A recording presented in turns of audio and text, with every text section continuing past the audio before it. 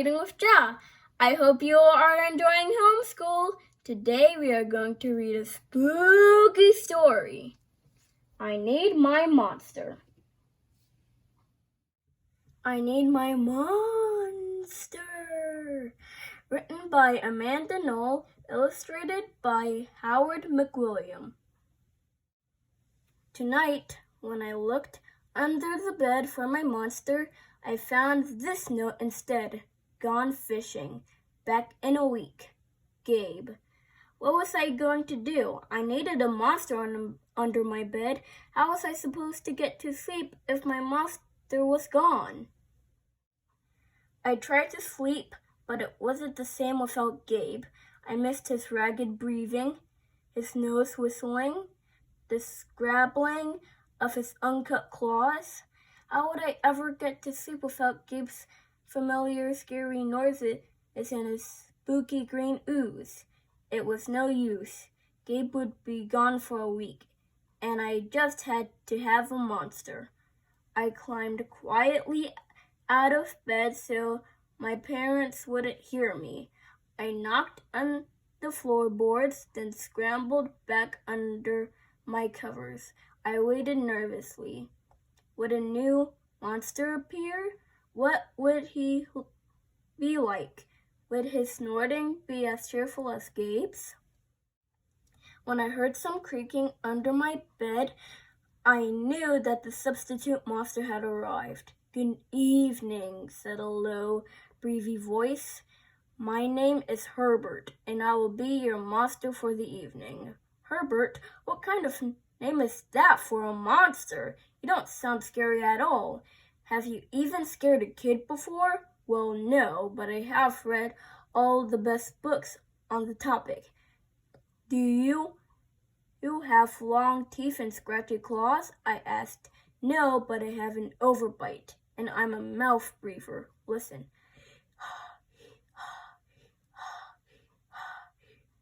Herbert's panting was kind of scary, but it wasn't enough for me. Listen, Herbert, I'm sorry. I just don't think this is going to work. It's nothing personal, but I really need a monster with claws. Picky, Herbert complained. As you wish, I'll go. There was some more creaking, then Herbert was gone. Some scratching warned me that a second monster had appeared. Good evening, he said with a high, silky voice. My name is Ralph. I understand you need a monster with claws. If you will please lean over, I will hold out an arm for inspection. I crouched on the edge of the bed, hoping to see a horrible, shaggy arm with sharp, ragged nails. Instead, I was surprised to see sleeky, brushed fur with smooth, shiny claws. Excuse me, I don't mean to be rude, I asked, but is that nail polish on your claws? Yes, it is, Ralph replied. I believe professional monsters should always be well groomed.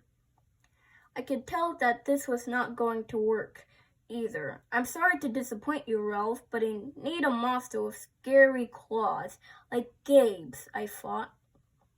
I heard some more scratching and I knew Ralph was gone. A minute later, a furred voice from under the bed rasped, Check out these claws, kid. I gathered my courage and peered over the edge. The claws were impressive, jagged, and dark, and razor sharp. So far, so good. I was a little nervous. Could you stick out your tail? I whispered. Sure, but don't get scared. I peeked through my fingers at the slimy tail slithering over the foot of my bed. That's when I noticed a bow. Are you a girl monster? Of course I am, she snapped. I'm Cynthia. Do you have a problem with that? Yeah, I do. I admitted I definitely need a boy monster. Boy monsters are for boys and girl monsters are for girls. Everybody knows that.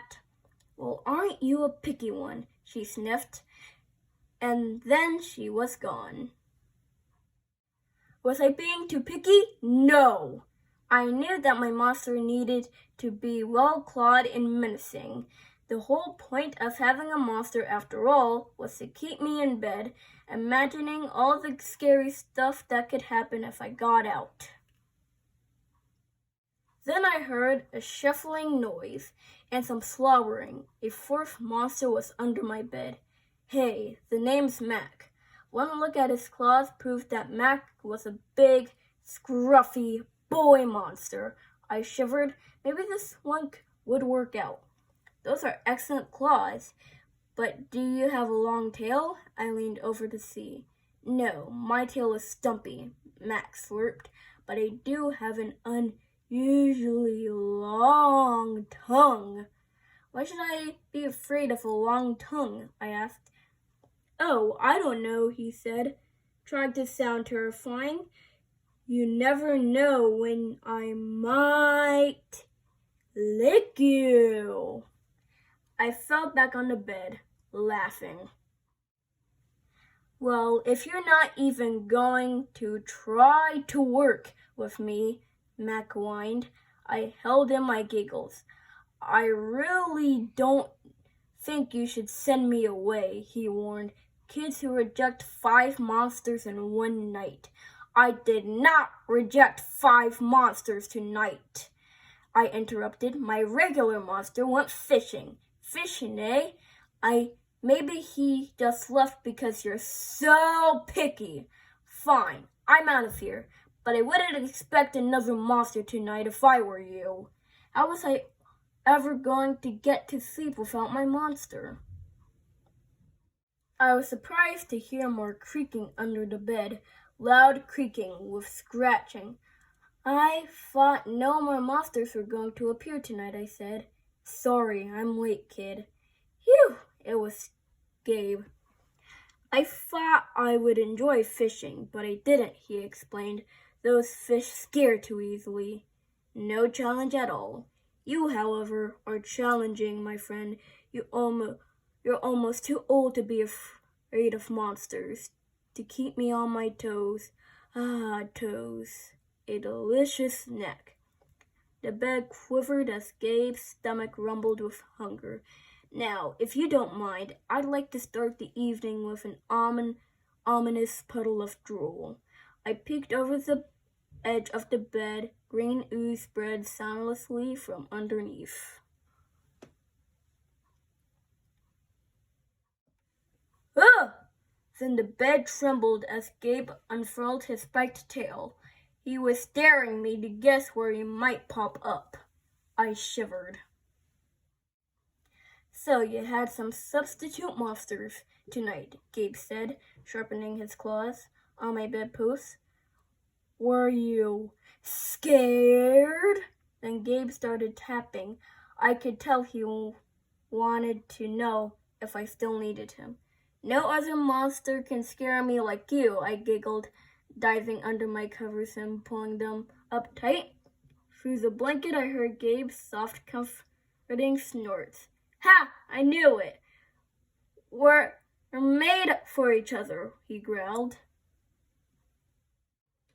When my blanket started to slip off the bed, I knew Gabe was ready to eat. Now, if you could please stick out your foot, he said, I'd like to nibble your pinky. I yanked my blanket back up and scrunched my feet in so Gabe couldn't get them. No toast tonight, but you can have this, I offered, pushing a pillow off the bed. I didn't even hear it hit the floor. Gabe was back. The ooze was perfect. Everything was back to normal. I shivered again. I'd be asleep in no time. The end.